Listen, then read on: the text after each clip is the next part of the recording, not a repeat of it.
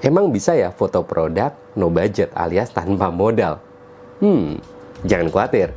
Kali ini di Jamnya Konten, ngulik cara asik bikin konten, akan kasih jawabannya bersama saya Nusa Teguh di channel YouTube-nya Evermas. Kali ini saya bakalan kasih tips gimana caranya foto produk no budget alias tanpa modal, dan kita bisa foto di mana aja, di tempat-tempat yang biasa kita kunjungi juga bisa, dan pastinya cuman modal handphone aja ya. Sebelum kita mulai, jangan lupa like, komen, share, dan subscribe channel YouTube-nya Evermas dulu ya.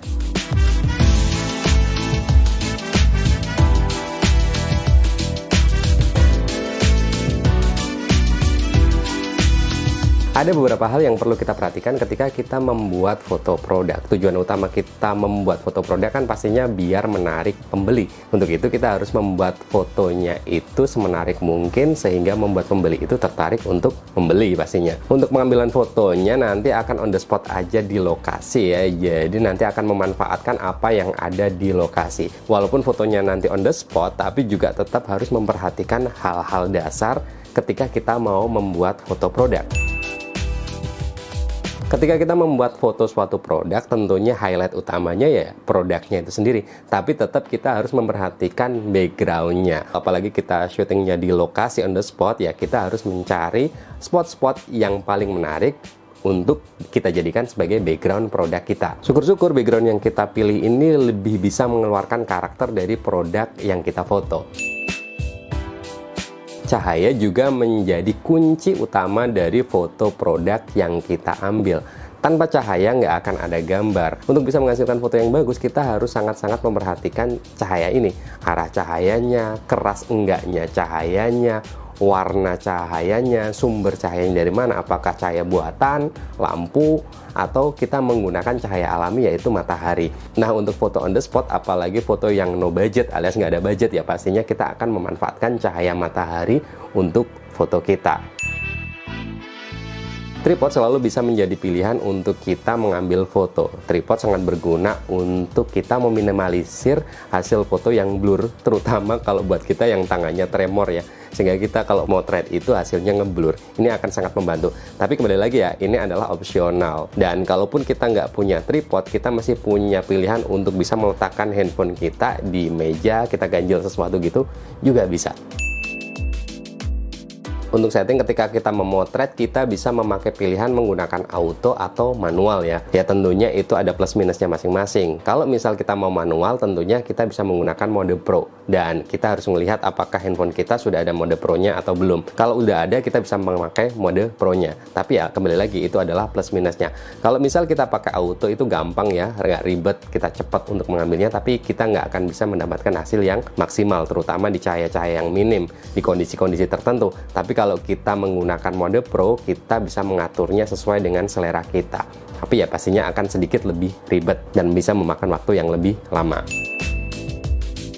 Jangan pernah kita menggunakan zoom yang ada di handphone kita ya. Kalau misal kita pengen ambil close up lagi, lebih detail lagi ya, mending kita maju mendekati subjeknya daripada kita menggunakan zoom. Karena kalau kita menggunakan zoom, hasilnya akan kualitasnya turun dan hasilnya akan pecah, bisa aja seperti itu.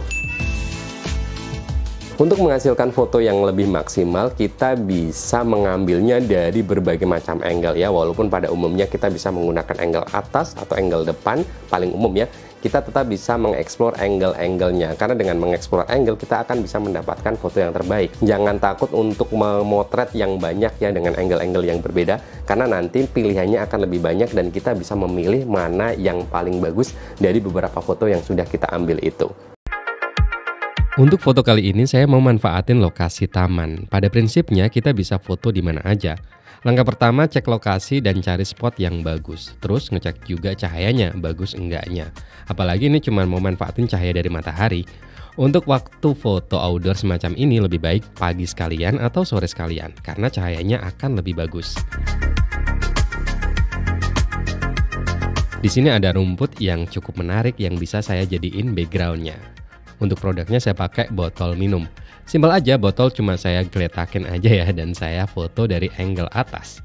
Untuk setting HP-nya saya pakai setting biasa dan kadang juga pakai mode potret. Saya gonta-ganti aja mana yang paling oke hasilnya.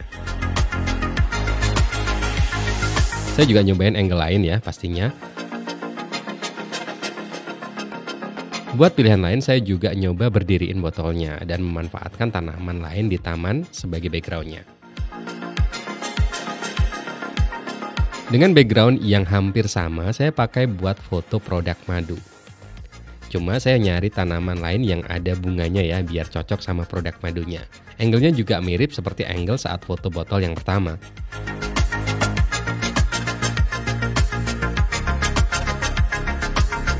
Sambil nyari-nyari lokasi, nyari spot, di sini saya lihat awan kok bagus ya, awan sore hari. Kemudian ada lapangan yang juga bisa saya pakai buat background. Jadi saya foto sambil pegang botol minumnya pakai tangan. Nah, foto seperti ini juga bisa membantu pembeli yang perlu tahu ukuran produk sebenarnya. Jadi ukuran tangan dan botol itu bisa dijadiin sebagai perbandingan ukuran yang sebenarnya. Di spot selanjutnya saya lihat ada semacam tempat duduk yang menyatu sama taman gitu lah ya, nggak tahu apa namanya.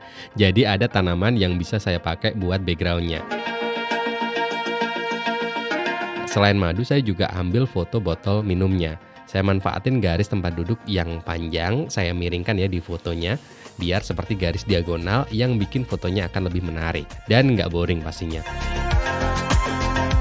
Kita juga bisa improve pastinya untuk meletakkan produknya, entah itu di tengah, di samping juga bisa.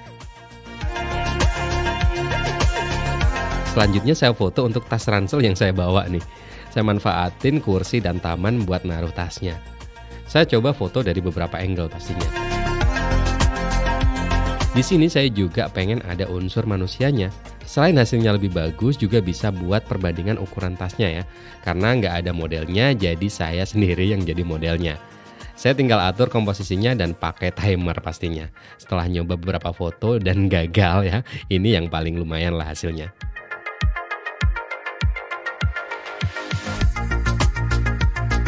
Saya juga ambil foto lagi ketika tas ini dipakai, biar lebih ada gambaran untuk membeli. Cuma saya nggak pengen muka kelihatan, biar fokus di tas aja. Sama pakai timer juga, dan setelah beberapa kali nyoba, ini yang paling lumayan. Selain di taman, saya juga ambil foto di hotel. Kebetulan pas lagi perjalanan juga ya, pas nginep di hotel. Tapi karena di hotel hujan ya sayangnya, jadi saya memanfaatkan kamar hotel aja. Buat contoh produk yang akan difoto, saya pakai yang ada aja ya. Tas, botol minum, dan madu yang tadi, saya tambah cemilan juga. Di sini saya nemu meja yang ada cerminnya. Saya pengen manfaatin refleksi dari cerminnya. Jadi walaupun cuma punya satu produk yang difoto, tapi bisa kelihatan dua produk. Kebetulan untuk cahayanya juga cukup bagus, dapat cahaya dari jendela ya. Jadi lumayan lah, nggak perlu nambah lampu lagi.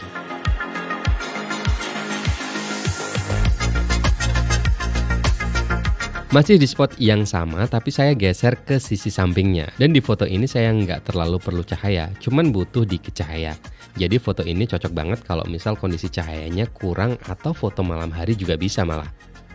Jadi saya mau pakai teknik long exposure alias pakai shutter speed rendah. Ini akan lumayan banyak tekniknya ya, jadi agak sedikit ribet tapi hasilnya oke banget. Dengan teknik ini kita akan menangkap gerakan dengan sangat blur. Dan ini bisa saya manfaatkan buat nangkep gerakan cahaya lebih dramatis. Intinya foto ini bakalan pakai setting manual alias mode pro di aplikasi kameranya. Dan wajib pakai tripod biar hasil fotonya nggak blur. Untuk settingnya saya pakai ISO serendah mungkin dan pakai shutter dengan sangat lambat.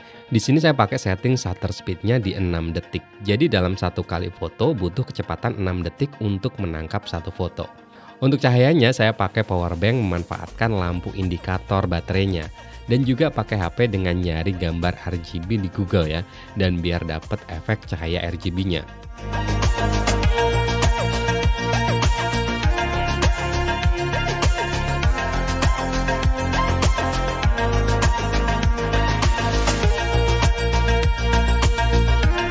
Masih di spot yang hampir sama, di bagian atas meja lemari ada semacam rak dengan alas kaca transparan. Ini bisa saya manfaatkan untuk mendapatkan refleksi bayangan di bawah dan juga saya bisa ambil foto dari bawah yang bisa membuat kesan produk melayang.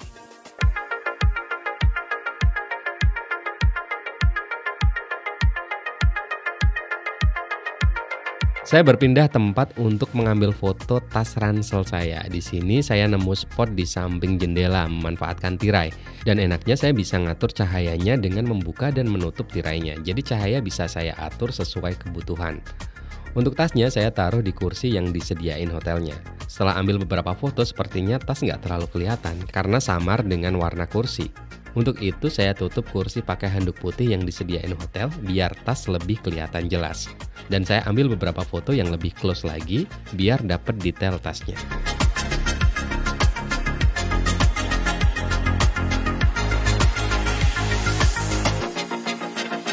Oke, ternyata tempat-tempat yang biasa kita kunjungi, yang kita lewati, mungkin kita sambil jalan, kita juga bisa ambil foto produk di situ juga, tanpa budget lagi. Jadi kita nggak perlu sewa studio buat bikin foto-foto produk kita.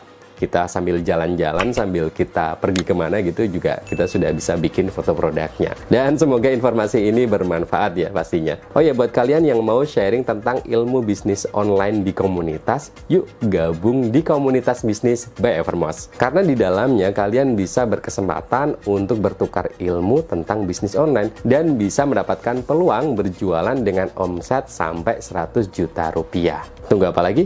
Langsung gabung aja. Evermost.